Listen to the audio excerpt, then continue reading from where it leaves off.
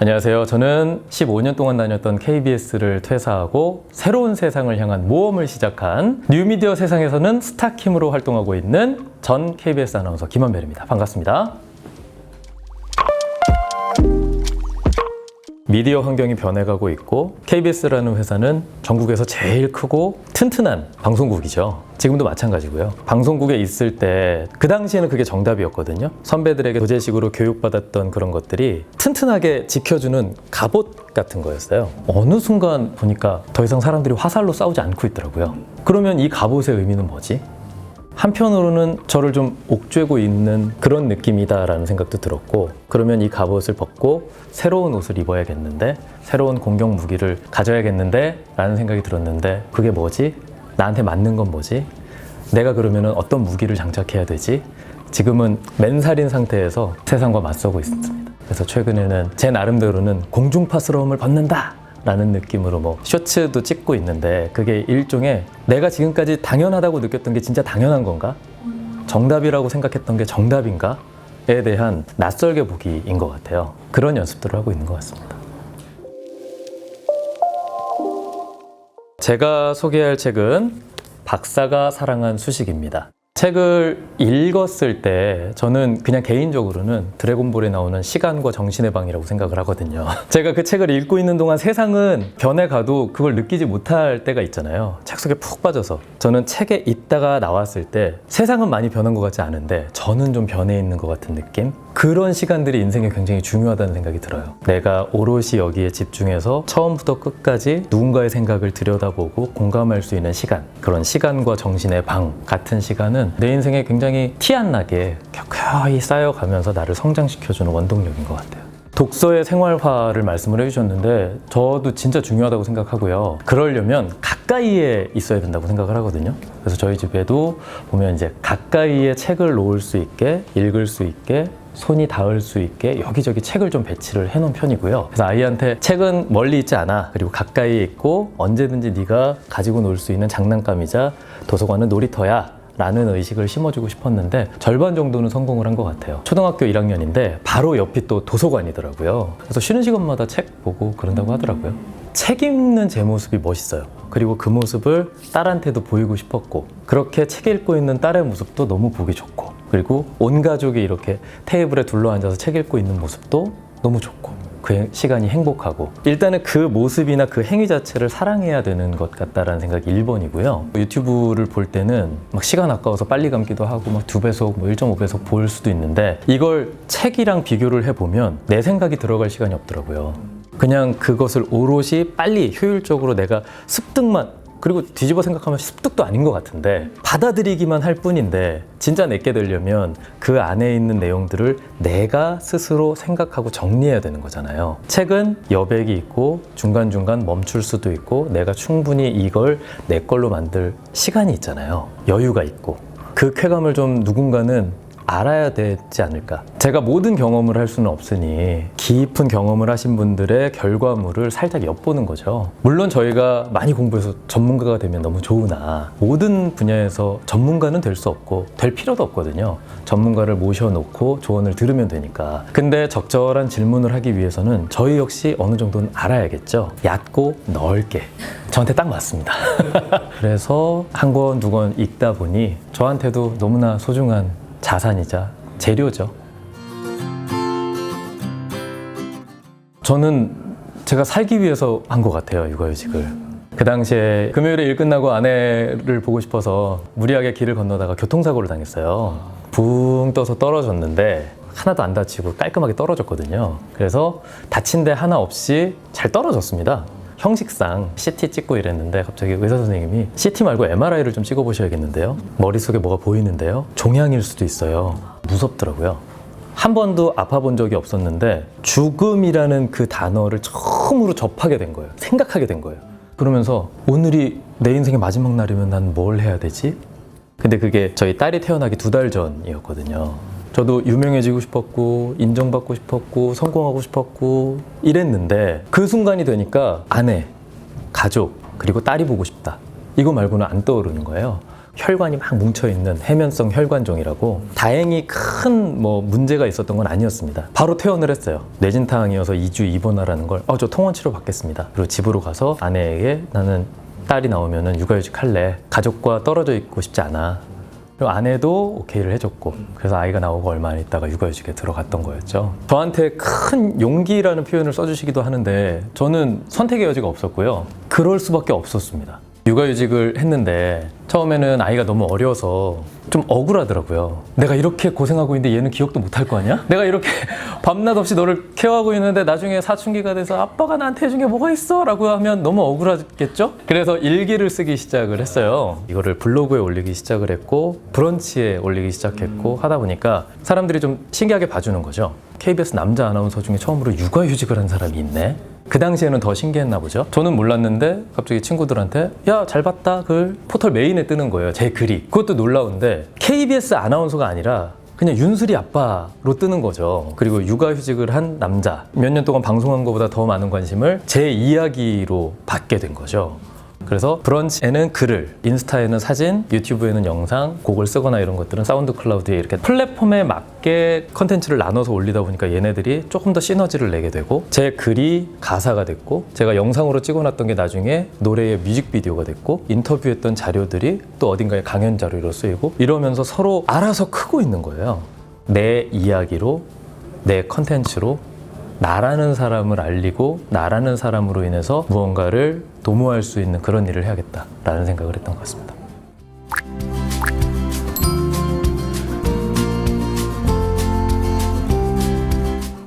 저는 원래는 그냥 방송국에서 일을 하고 싶었어요. TV 보는 게 좋아서 방송국에서 일하면 TV에 나오는 저런 것들을 할 수 있겠네. 그래서 방송국에 입사를 하고 싶었는데 세상에 말을 하고 싶은데 말하는 법을 모르거나 목소리를 내고 싶은데 목소리를 낼 수 없는 사람들이 많구나. 이 사람들의 목소리가 되는 건 어떨까라는 생각이 들면서 처음으로 아나운서를 하고 싶다는 생각이 그때 들었어요. 15년 동안 아나운서라는 일을 하다 보니 누군가의 목소리가 되는 방법은 꼭 방송국에만 있진 않더라고요. 그래서 저는 또 다른 목소리가 되기 위해서 지금 또 다른 모험을 하고 있는 거죠.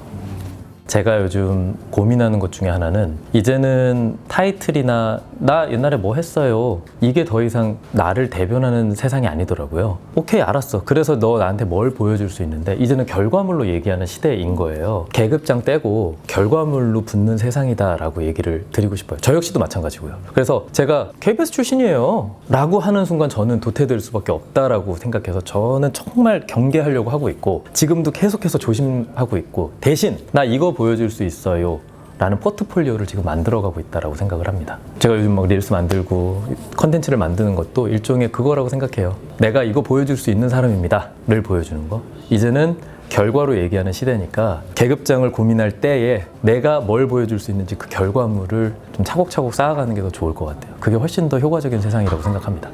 저는 그 말씀은 좀 드릴 수 있을 것 같아요. 실패라는 건 해서 거절당하는 게 실패가 아니라 아무것도 안 하는 게 실패 같거든요. 저는 어떤 책에서 읽었는데 실패를 도전의 결과로 받아들이면 실패는 과정이 될 수 있는 거고 내가 포기하는 순간까지 이건 실패가 아닌 건 거죠. 저는 그런 자세가 좀 좋지 않을까라는 생각이 들어요.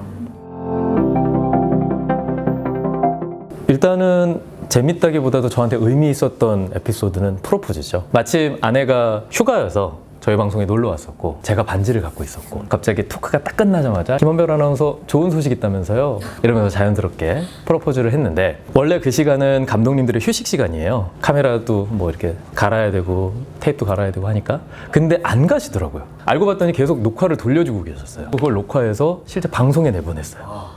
그래가지고 제 프로포즈가 방송에까지 나가고 저는 박제가 된 거죠. 프로포즈에 있어서만큼은 어디 가서도 자신 있게 얘기할 수 있는 까방권이 생긴 거죠. 아나운서계의 최수종이 됐습니다. 그리고 그 화제의 영상을 만들어준 비밀 정원 잊을 수가 없죠.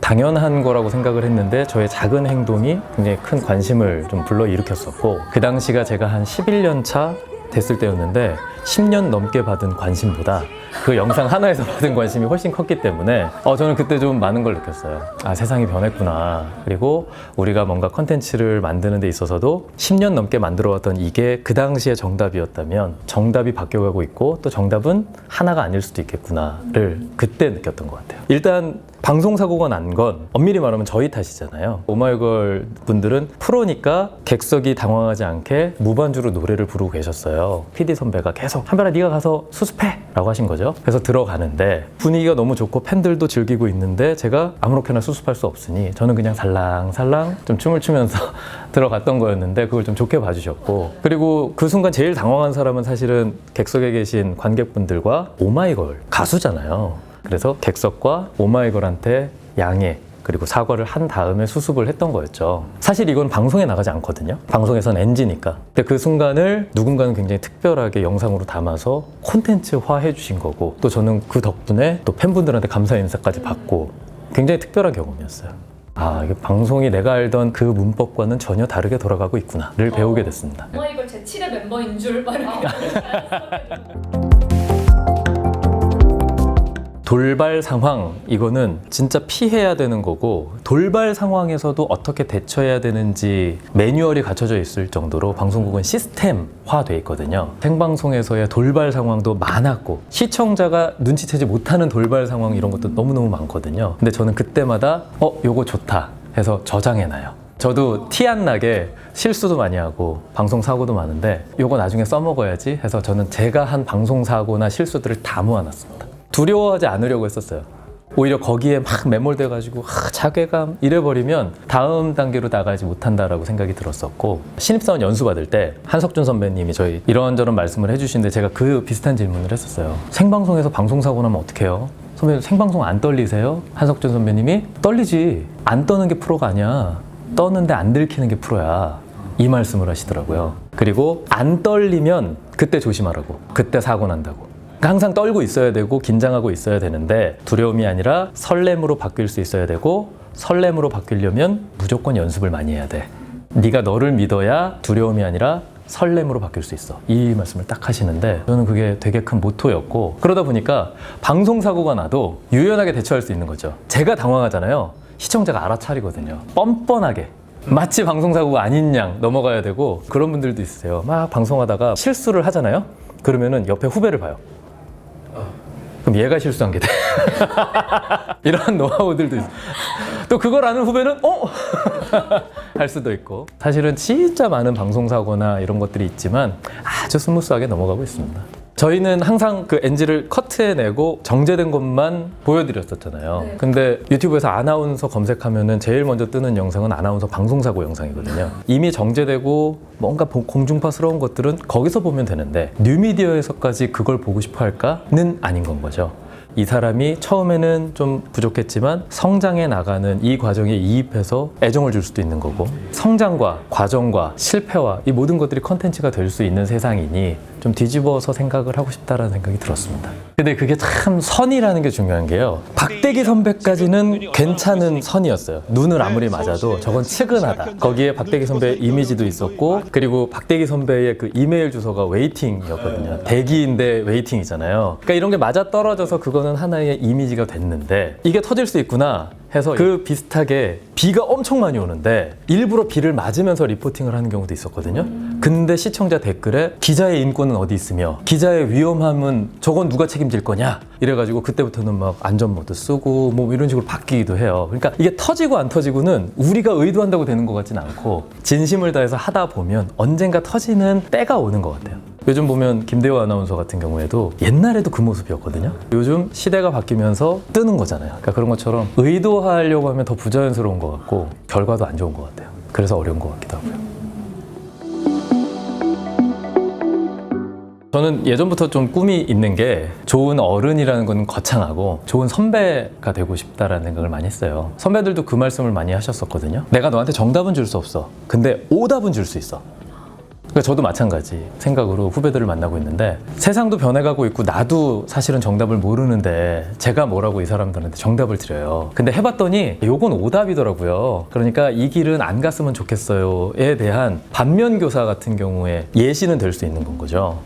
아이에게도 책 읽어! 라는 모습 대신에 제가 책 읽는 모습을 보여주면서 자연스럽게 책을 접하게 했듯이 그냥 묵묵하게 제 길을 가면서 실패하는 모습도 보여주고 저 선배 저렇게 하니까 실패하네? 나는 저렇게 안 해야지. 근데 이것도 저는 선배의 뒷모습이라고 생각하거든요. 내가 실패했다고 이거 감추면서 후배들한테 창피한데 이게 아니라 저런 모습을 보여주는 선배 고맙다 라고 느낄 수 있는 좀 좋은 선배였으면 좋겠어요. 그래서 10년 후에도 그랬으면 좋겠고, 한 가지 제 개인적인 욕심이 있다면 호기심 혹은 소년미를 잃지 않았으면 좋겠어요. 무모할 수 있지만 제가 좋아하는 거나 제가 진짜 하고 싶은 거에 있어서는 과감하게 선택할 수 있고 도전할 수 있는, 아이를 보면서 요즘 많이 느끼거든요. 나도 어렸을 때 저렇게 무모하기도 했고 순수하기도 했는데 제가 잊고 있었던 제 어렸을 때의 모습을 아이를 통해서 다시 한번 생각하게 되거든요. 그러니까 저는 소년미라고 표현을 하는데, 세상에 대한 호기심을 잃지 않고 계속해서 좀 무모하지만 도전하고 싶고 관심을 갖고 싶고 즐거웠으면 좋겠고,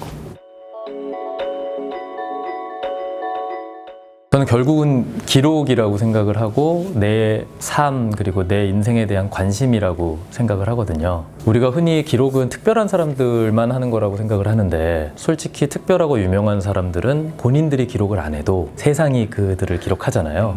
저희처럼, 저도 마찬가지고 유명하지 않고 특별하지 않은 사람일수록 스스로 기록을 해야 되고, 그것들이 쌓여서 결국은 내 컨텐츠가 되고 스토리가 된다라고 생각을 하거든요. 무서워하는 분들도 많고 부담스러워하는 분들도 많은데 내 삶에 대한 관심인 것 같아요. 그리고 누구나 지금은 카메라를 들고 다니는 시대에 카메라가 됐든 글이 됐든 뭐가 됐든 내 삶의 흔적을 남기는 것만으로도 충분히 의미가 있을 수 있고, 그런 것들이 쌓여서 내 스토리가 될 수 있다라고 믿거든요. 이게 그냥 나만 소장했을 때는 일기로 끝날 수 있는 게, 플랫폼, 특히나 형식에 딱 맞는 플랫폼을 만났을 때는 날개를 달고 컨텐츠가 돼서 다른 사람과 소통하고 공유할 수 있는 경험들을 저는 했거든요. 내 일기를 넘어서 스토리텔러가 될 수 있는 거고, 누군가의 삶에 영향을 미칠 수도 있는 거니까 본인의 삶 자체를 조금은 특별하게 바라봐도 될 것 같다라는 생각이 들고요. 저는 강연 때 많이 얘기하는 것 중에 하나가, 내가 뭐라고 병에서 빠져나왔으면 좋겠다. 내가 뭔지는 올려봐야 알 수 있는 것 같아요. 그 전까지는 뭐가 아니니까 그냥 자유롭게 올릴 수 있는 거고 자유롭게 기록할 수 있는 거라는 생각이 듭니다. 그러니까 저는 박사가 사랑한 수식 이 책을 읽으면서도 좋으면서도 불안했던 것 중에 하나는, 루트와 그리고 엄마와 박사가 행복한 시간을 보내면 보낼수록 이 기억을 박사가 잊어버릴까 봐.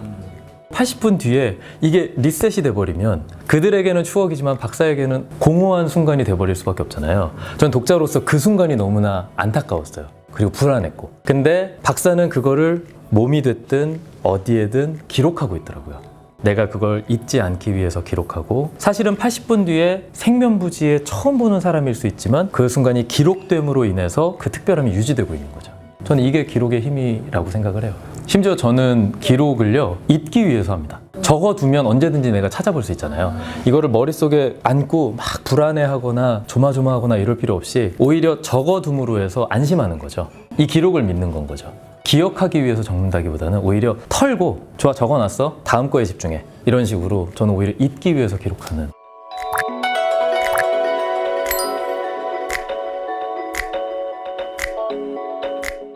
단지 뭐 수학 자체가 좋아서라기보다는 그 수학을 대하는 박사의 태도가 굉장히 딱딱하고 정없어 보이고 뭔가 차가워 보이는 숫자 그리고 수식, 이걸 마치 시처럼 풀어가잖아요. 저는 박사가 수학을 대하는 태도나 그 마인드가 너무 좋았던 것 같아요. 제가 살면서 박사가 수학을 대하듯이 열렬히 사랑한 게 있을까? 저는 잘 안 떠오르거든요. 그 책을 접하고 나서부터 진짜 굉장히 빠져들었던 것 같고, 굉장히 많은 감정이입을 하면서 이 책을 접했던 것 같습니다. 그리고 정답으로 가는 길도 여러 가지가 있잖아요. 곱셈도 인도에서 하는 방식, 뭐 어디서 하는 방식이 다 다른 것처럼 풀어내는 과정은 너무나 여러 가지인데, 결국 도출되는 답이 하나일 때 이 길만이 정답인 것처럼 우리는 학습하고 있지만 사실은 아니잖아요. 저는 박사가 사랑한 수식에서 제일 좋았던 부분은 그거였거든요. 맨 앞에서 루트라고 표현되어 있는 아이가 엉뚱하게 풀어도 박사가 너무 기뻐했다는 거예요. 틀려도. 오히려 반가워하고, 그렇게 접근할 수도 있지. 그러니까 자기는 정말 전문가고 박사인데 엉뚱하게나마 풀어내려고 하는 이 도전이나 실패를 오히려 반가워했다라는 부분이 저는 되게 좋았어요.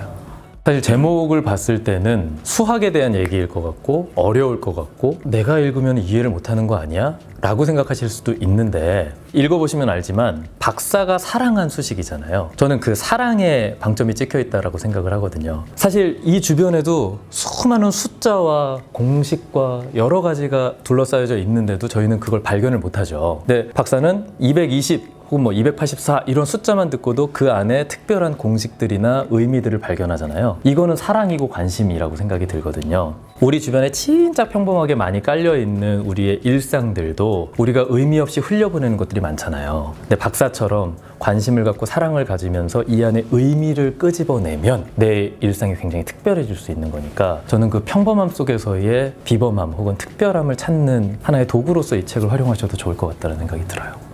제 얘기를 살짝 드리자면 저는 대학교 들어가면서부터 돈을 안 탔었거든요. 그래가지고 과외를 굉장히 많이 했습니다. 분당의 김 선생이라고 나름 유명했었거든요. 그때 수학을 할 때 저는 재미난 공식들이나 이런 게임을 몇 가지 개발해가지고 수학에 적용을 했었거든요. 작가님 저랑 게임 하나 해보시겠어요? 네. 베스킨라빈스 게임 아시죠? 네. 30일 말하면 지는 거. 네. 저는 무조건 이길 수 있거든요. 먼저 해보시겠어요? 27. 28, 29, 30. 저는 사실 처음 말씀하실 때부터 제가 이겼구나 생각을 했어요. 저는 이 공식을 알고 있는 게 이게 사실은 우리가 수원 처음 배우는 등차 수열이거든요. 31을 말하기 위해서 제가 확보해야 되는 숫자는 30이죠. 30. 그럼 30을 확보하기 위해서 제가 확보해야 되는 수는 26이죠. 그렇게 4개씩 끊어가다 보면 제일 처음에는 2만 확보하면 됩니다. 제가 2를 확보하거나 6을 확보하거나 10을 확보하거나 언젠가는 제가 그 중에 하나를 확보하는 순간 저의 승리가 돼버리는 거죠. 저는 이거를 학생들이랑 게임을 통해서 선생님 이겨봐 하면서 30을 먼저 확보하게끔 26을 확보하게끔 그 원리를 스스로 깨치게 했었어요. 저는 되게 유명한 사람이고도 싶었고 성공하고 싶고 인정받고 싶었는데 내가 하고 싶다고 되는 게 아니더라고요. 나 유명할래! 이런다고 해서 되는 게 아니잖아요. 남들이 유명하게 만들어줘야 되는 거니까. 근데 행복은 제가 선택할 수 있는 거더라고요.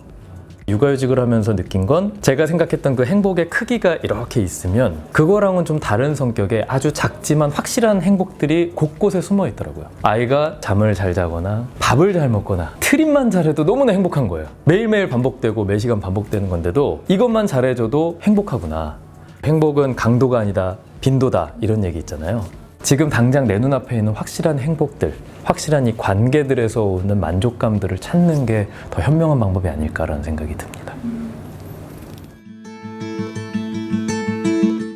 저는 그게 사랑이라는 생각보다도 보호해야 되는 존재 그리고 책임감이라는 생각이 들거든요. 박사가 본인의 기억도 많이 사라지고 굳이 그렇게 안 해도 되는데 외출할 때는 정장을 차려입고 그리고 요양원에 가서도 정장을 입고 있고 이런 장면이 나오잖아요. 본인이 설정해 놓은 일종의 루트 혹은 사명감 이런 거라는 생각이 들거든요. 그리고 수학은 이미 그 사랑을 넘어선 초월적인 존재였던 거죠. 그런 옷을 차려입는다든지 그리고 중요한 자리에서는 식탁 예절을 지킨다든지 그리고 아이는 무조건 사랑해야 된다든지 이런 식으로 본인이 정해놓은 루틴 혹은 법칙을 철저하게 지키는 게 저는 박사의 사랑의 방법이 아닌가라는 생각이 들고 수학이라는 게 그렇잖아요. 정답으로 가는 길은 여러 가지가 있겠습니다만 내가 설정한 정답의 루트는 있잖아요. 이 문제가 있었을 때 나는 이렇게 풀 거야 라고 해서 결과적으로 답을 도출하는 본인이 설정해 놓은 루틴대로 쭉 가는 이 법칙 속에서의 박사의 사랑법이라는 생각이 들었고 그런 의미에서 루트는 보호해야 되는 내가 책임져야 되는 내 법칙 안에서의 존재인 것 같다는 생각이 들었어요.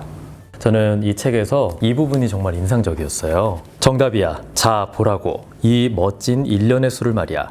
220의 약수의 합은 284. 284의 약수의 합은 220. 바로 우의 수야. 쉬 존재하지 않는 한 쌍이지. 페르마도 데카르트도 겨우 한 쌍씩밖에 발견하지 못했어.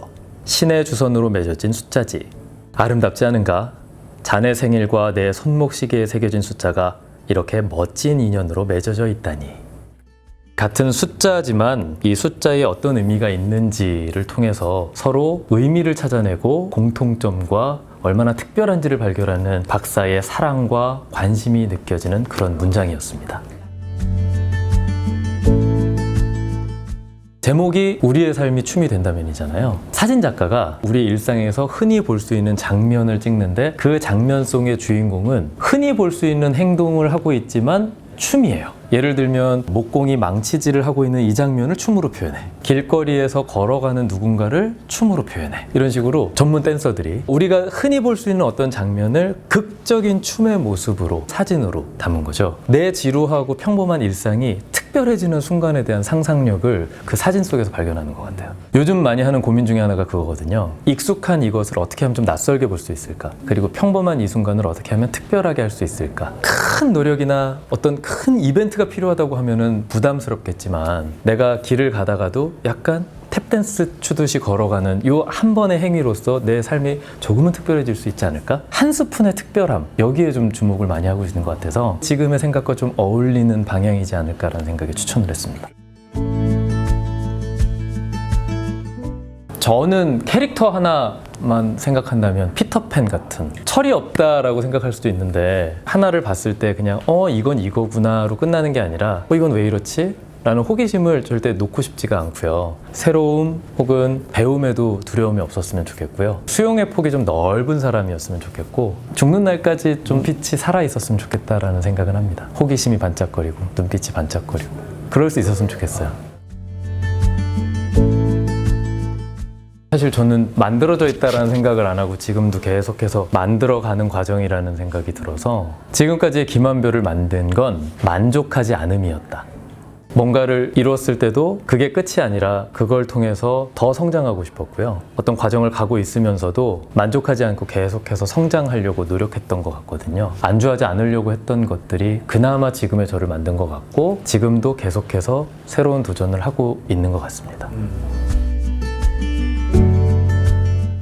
KBS를 나온다고 딸한테 얘기한 적이 있는데 딸이 되게 좋아하는 거예요. 윤슬아, 아빠가 KBS 그만 다닌다는데 왜 좋아해? 했더니 그럼 이제 아빠 유튜버 되는 거잖아 이러면서 너무 좋아하는 거예요. 저는 15년 동안 뉴스를 하고 생방송을 했는데 자기가 안 보는 뉴스에 나오는 아빠는 별로 안 반가웠던가 봐요. 근데 자기가 보는 유튜브에 아빠가 나오는 건 너무나 반가웠나 봐요. 이 영상도 아마 윤슬이가 유튜브로 보게 될 텐데 그런 의미에서 오늘 출연을 참 잘했다, 윤슬이에게 보여줄 컨텐츠가 생겼구나 라는 생각이 들어서 너무 좋기도 하고요. 지금까지 저는 늘 누군가에게 질문을 던지는 입장이었는데 막상 질문을 받아보니까 내가 이런 삶을 살아왔구나, 내가 남들에게 이런 얘기를 할 때 행복하구나 라는 거를 한번 돌아볼 수 있는 것 같아서 저한테도 굉장히 의미 있는 시간이었고요. 앞으로의 삶을 어떻게 준비하고 살아가야 되지에 대한 힌트를 얻은 것 같아서 오늘 이 시간이 너무 좋았습니다. 문학과 음악의 요정으로 활동하고 있는 시인 겸 아티스트, 가수인 강백수 씨를 추천합니다. 제가 유일하게 가지고 있는 싱글 음반에 노래를 작곡해주기도 했고요. 가사를 시처럼, 문학처럼 풀어서 쓰는 재능이 있는 친구고 이 친구의 노래나 시를 접하게 되신다면 강백수라는 아티스트, 또 시인에게 푹 빠지지 않을까라고 확신합니다. 저는 강백수를 강력 추천합니다.